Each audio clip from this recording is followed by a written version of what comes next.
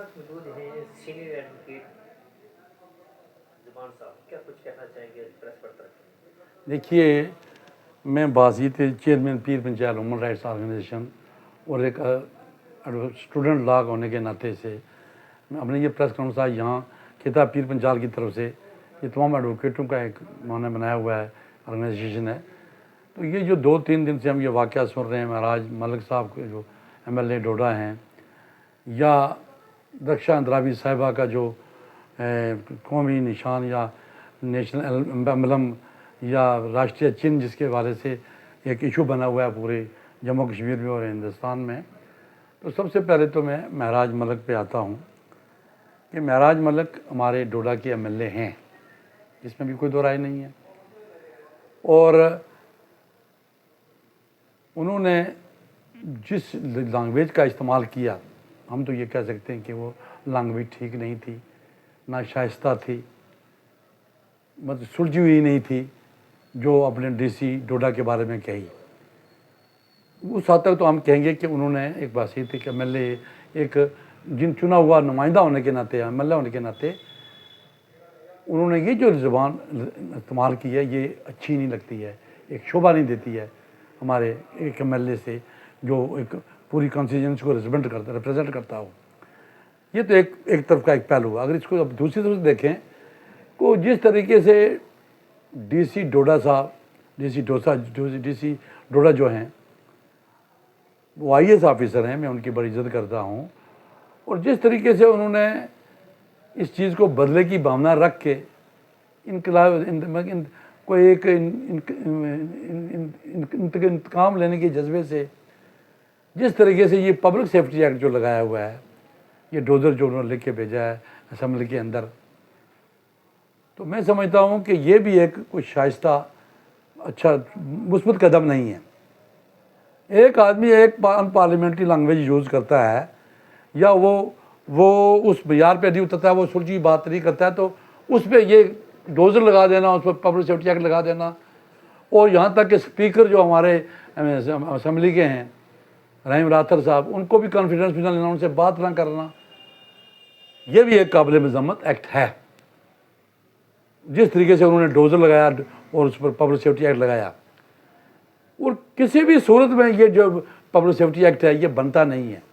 अगर आपने FIR 10 या 12 या 13 लगाई है महराज मलिक पर, तो वो भी एक मैं समझता हूँ कि वो उसके खिलाफ एक अलहदा कानून बनेगा, उसके खिलाफ FIR होगा, पर्चा रजिस्टर होगा, छाते होंगी, चलान होगा, तो वो भी आप ये करेंगे और दूसरी तरफ उसको पब्लिक सेफ्टी एक्ट लगा लेंगे। तो ये देखिए पूरे जम्मू कश्मीर में ये डेमोक्रेसी, ये जमहूरियत, ये इस बात की इजाज़त नहीं देती।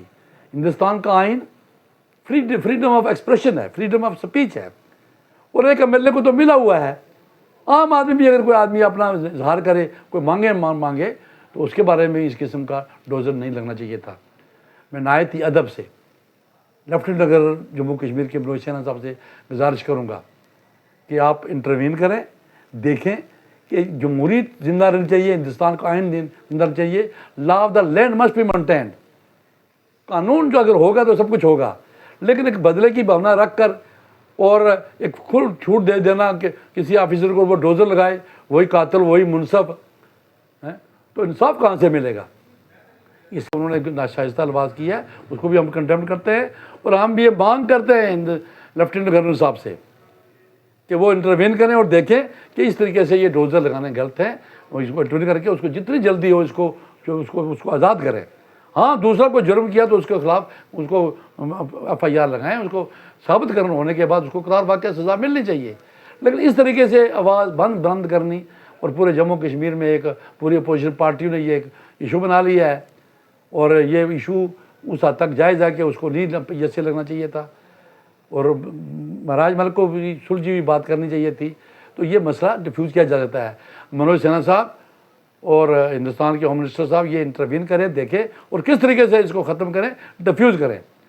जहाँ तक रक्षा अंतराबी साहब का तल्लक है, साहिबा का तल्लक है, कि उन्होंने नेशनल एम्बलम पे या कौमी निशान या राष्ट्रीय चिन्ह जो है हज़रत बल में जो ज़ियारत है, जिस पर तमाम अब मुसलमानों का एक एतमाद है, एतकाद है, हज़रत मोहम्मद सल्लल्लाहु अलैहि वसल्लम के नाम पे बुए मुक़द्दस वहाँ पे है, तो वहाँ पे तो कानून तो ज़ाब्ता तो ये कहता है, ज़ाब्ता ये कह रहा है कि किसी प्राइवेट जगह पे, किसी रिलीजियस इंस्टीट्यूशन पे, इस ऐसी जगहों पे कोई भी इस किस्म का निशान नहीं लगना चाहिए और किसी के नाम से भी प्लेट वहाँ पे नहीं लगनी चाहिए।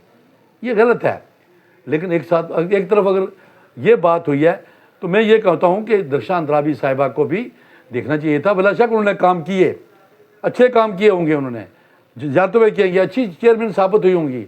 लेकिन जहाँ पे रिलीजियस प्लेस आ जाए या कोई प्राइवेट प्लेस आ जाए तो वहाँ पे नहीं अब कहीं भी ऐसी दुनिया में अजमेर शरीफ चले जाएँ, बड़ी बड़ी ज़ियारतों पे चले जाएँ, कहाँ भी चले जाएँ, कहाँ भी जाएँ, वहाँ पे ऐसा नहीं है। कहीं मंदिरों में भी, मस्जिदों में भी, गुरुद्वारों में ऐसा नहीं होता है। तो ये चीज़ थी दरख्शां अंद्राबी साहिबा को देखनी चाहिए। यह भी एक अच्छा उन्होंने नहीं किया। लेकिन उसके बाद जो रिएक्शन जो किया अवाम ने वहाँ पे, वहाँ पे जाके पत्थर जो वहाँ पे मारे हैं, नेशनल एम्बलम पे, राष्ट्रीय जो चिन्ह है उन पे जो पत्थर मारे हैं, जिन लोगों ने भी मारे हैं, ये भी एक काबिल मज़म्मत एक्ट है। इसको सजाया जा सकता था, इसको लेफ्टिनेंट गवर्नर साहब के कानून में तब जाया जा सकता था। उनको गोशगुजार करते कि ये हो गया है, या दरख्शां अंद्राबी साहब को कह देते आप इंटरवीन करें, इसको उठाएं, इस बोर्ड को, ये क्यों लगा हुआ है, तो ये मसला हल हो सकता था। उन्होंने जो एक्ट किया है वहाँ पे जाके, ये भी एक गलत एक्ट है, ये नहीं करना चाहिए। वही हज़रत मोहम्मद मुस्तफ़ा सल्लल्लाहु अलैहि वसल्लम का बुए मुक़द्दस जहाँ पे हो और वहाँ पे ज़्यादा इतनी दुनिया में मानी हुई ज़ियारत हो, वहाँ पे जाके चंद लोग जाके अगर पत्थर मारेंगे वहाँ पे, तो ये भी तो अच्छी बात नहीं है ना, ये भी एक सुलझी हुई बात नहीं है। उनको मिलिटेंसी के साथ जोड़ देना, उनको उग्रवाद के साथ जोड़ देना, ये भी अच्छी बात नहीं है।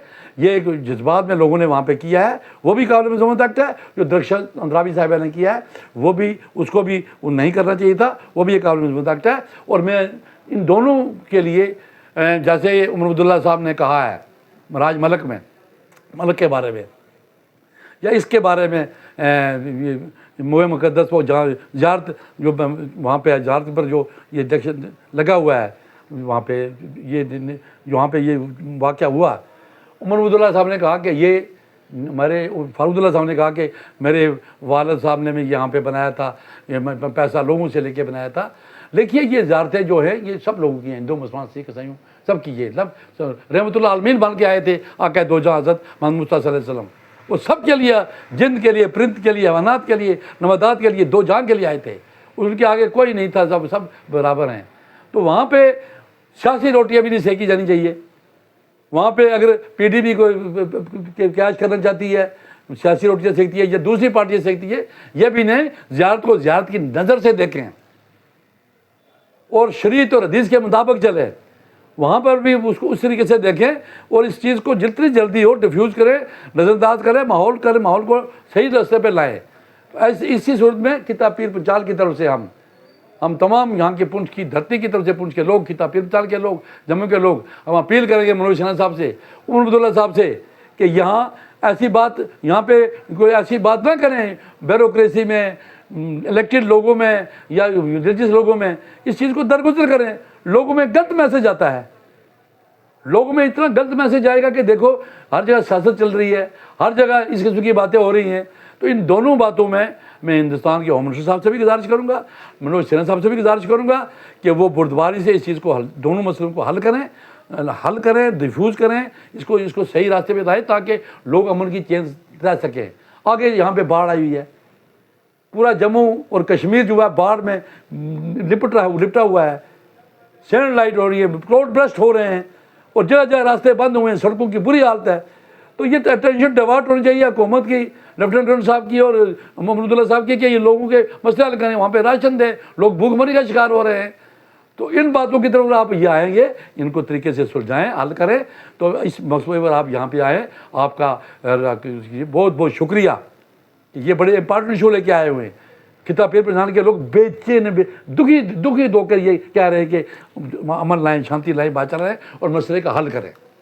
आपका बहुत बहुत शुक्रिया।